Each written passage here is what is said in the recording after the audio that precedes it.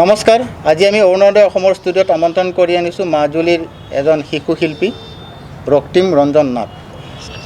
তেওঁ সৰুৰে পৰাই গীত মাতত যথেষ্ট অভিজ্ঞতা আৰু সমাদৰ লাভ কৰিছে। গতিকে আমি তেখেতৰ মুখৰ পৰা কিছুমান কথা জানিম।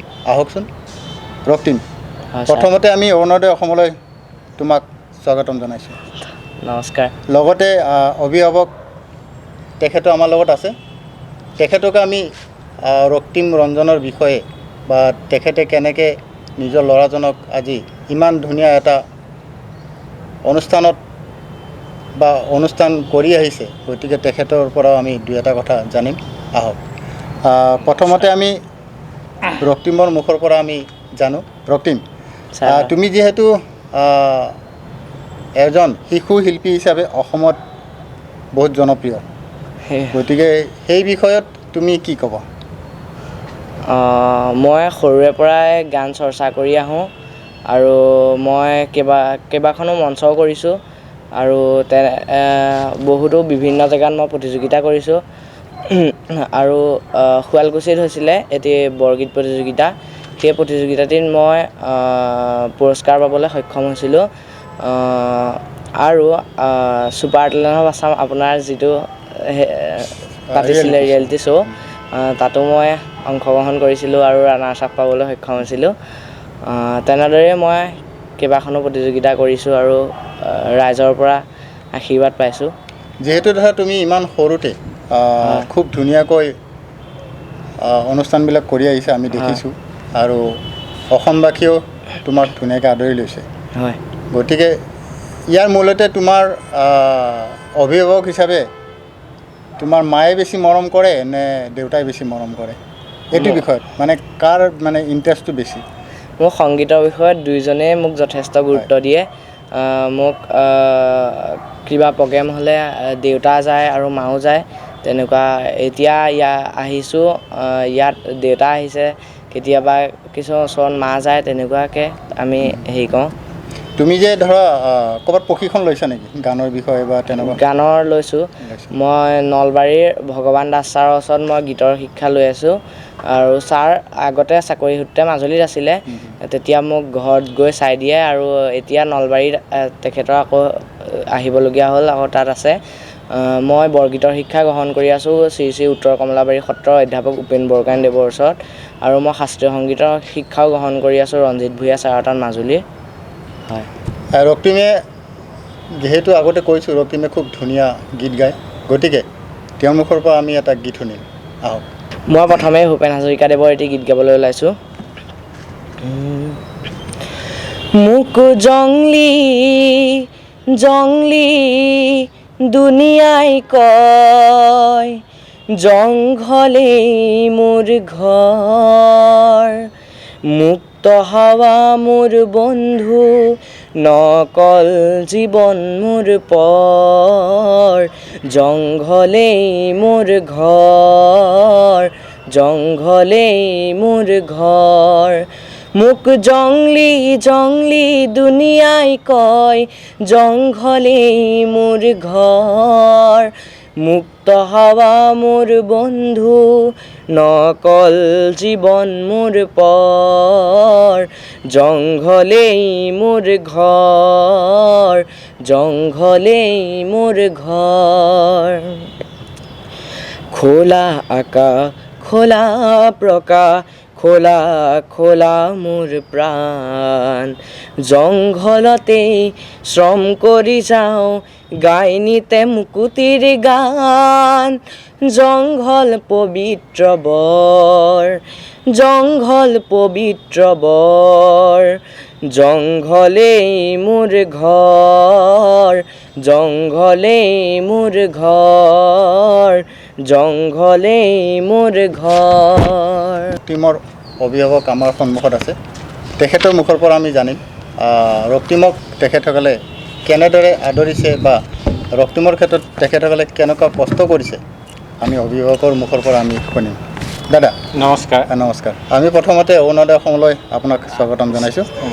যিহেতু আপোনাৰ ল'ৰা ৰক্তিম আজি আমাৰ অৰুণোদয় অসমৰ ষ্টুডিঅ'ত আহিছে লগতে আমি আপোনাক আমন্ত্ৰণ কৰিছোঁ গতিকে আপোনাৰ ল'ৰা খুব সুন্দৰ গীত গায় বুলি অসমবাসী ৰাইজে ইতিমধ্যে গম পায় জানে আৰু তেখেতে বহুতো সংবাদ মাধ্যমত তেখেতে গান পৰিৱেশনো কৰিছে গতিকে ইয়াৰ ক্ষেত্ৰত আপুনি কি ক'ব ইয়াৰ বিষয়ে মই সৰ্বপ্ৰথমতে আপোনালোক অৰুণোদয় অসমৰ সকলো বিষয়ববীয়ালৈকে মোৰ আন্তৰিক ধন্যবাদ জ্ঞাপন কৰিলোঁ আজি এই মঞ্চখনলৈ তাক মাতি আনি গীত পৰিৱেশন কৰিবলৈ সুবিধা দিয়াৰ কাৰণে বহুত বহুত ধন্যবাদ যাচিছোঁ ইয়াৰ সংগীতৰ ক্ষেত্ৰখনত প্ৰথম অৱস্থাত যেতিয়া সি ক্লাছ 3ত পঢ়ি আছিলে তেতিয়া সি সৰু মোবাইল এটা আছিলে সেই মোবাইলটোতে সি গান শিকি থাকে তেনেকৈ শিকি থাকোঁতে এদিন তাক মই শাস্ত্ৰীয় সংগীতৰ গুৰু বিচাৰি পেলাই লৈ গ'লোঁ উলিয়াই গৈ সেইমতে শাস্ত্ৰীয় সংগীতৰ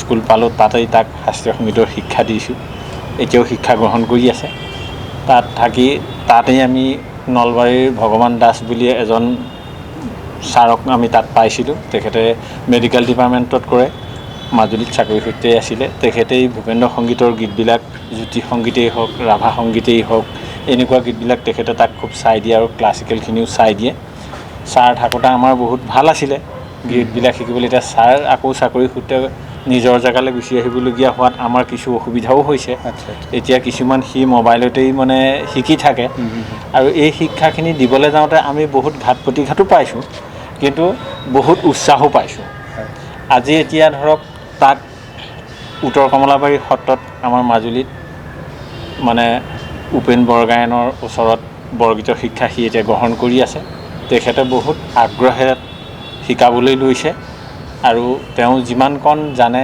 সিমানকণ সি ইচ্ছা কৰিলে তাক শিকাই যাম বুলি মোক কথা দিছে তাৰ বিনিময়ত তেখেতৰ কোনো মূল্য নালাগে তেখেতে নিস্বাৰ্থভাৱে তেওঁক শিকাই যাব গতিকে এনেধৰণেই এই পৰ্যায়লৈকে আমি যিমান পাৰিছোঁ কষ্ট কৰি মেলি তাক উলিয়াই অনাৰ চেষ্টা কৰিছোঁ ইয়াত উলিয়াই অনাৰ ক্ষেত্ৰত আমাৰ অসমবাসী ৰাইজে আমাক অলপ সঁহাৰি জনাব লাগিব উৎসাহ দিব লাগিব তেতিয়াহে আমি আৰু আগবাঢ়ি যাবলৈ মানে সাহস কৰিব পাৰিম আপোনাৰ ল'ৰা যে আজি ইমান সৰুতে খুব ধুনীয়া গীত পৰিৱেশন কৰিছে তো আপোনাৰ নিশ্চয় আজি মনত খুব আনন্দ তো সেইটো বিষয়ে আমাৰ অৰুণোদয় অসমৰ ষ্টুডিঅ'ত আপুনি কি ক'ব অৰুণোদয় অসমৰ মই সকলো বিষয়ববীয়াক মই বহুত ধন্যবাদ যাচিছোঁ তেখেতসকলে যে আজি এই সুবিধাকণ দিছে হয়তো ষ্টুডিঅ' বহুত আছে বহুতে হয়তো বিচাৰিব বা মাতিবলৈ ইচ্ছা নকৰিবও পাৰে বা কৰাও নাই তেনেধৰণে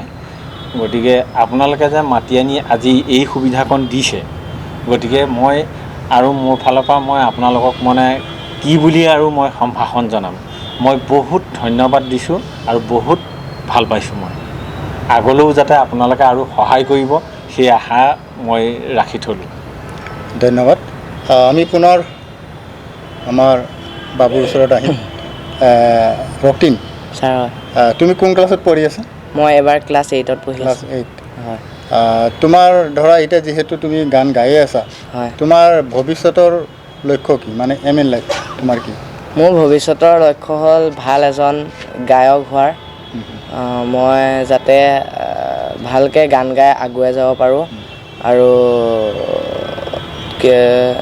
ভালকৈ পঢ়া শুনা কৰিও আগবাঢ়ি যাব পাৰোঁ সেইটোৱে মোৰ লক্ষ্য আছে সদয় শেষত আৰু অৰুণোদয় অসমৰ ষ্টুডিঅ'ত এটা গান অলপ গুণগুণাই দিয়া ছাৰ লাষ্ট হয় মই এবাৰ দীপেন বৰুৱাদেৱৰ এটি গীত গাবলৈ ওলাইছোঁ হালে জালে ভুল হ'লে ক্ষমা কৰিব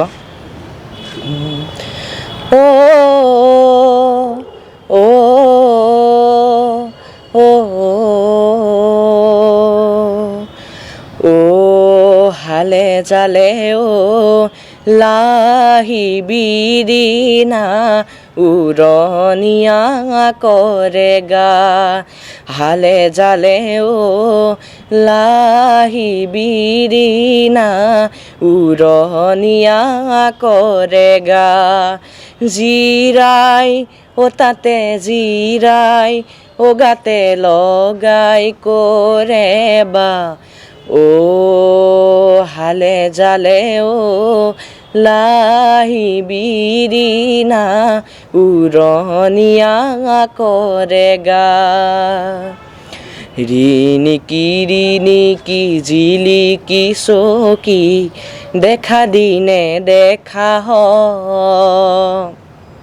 বাঁহৰে আগলি কৰে জিলি মিলি ৰ'দে আকুৱালি হ'ব ধন্যবাদ ছাৰ আমি আজি ইমানতে সামৰিম ৰক্তিম ছাৰ হয় তুমি আমাৰ ষ্টুডিঅ'ত অহাৰ কাৰণে আমি অৰুণোদয় অসমৰ ফালৰ পৰা তোমাক অশেষ ধন্যবাদ লগতে আমাৰ দাদাক আমি অশেষ ধন্যবাদ জ্ঞাপন কৰিছোঁ তোমাৰ উজ্জ্বল ভৱিষ্যত আমি কামনা কৰিলোঁ ধন্যবাদ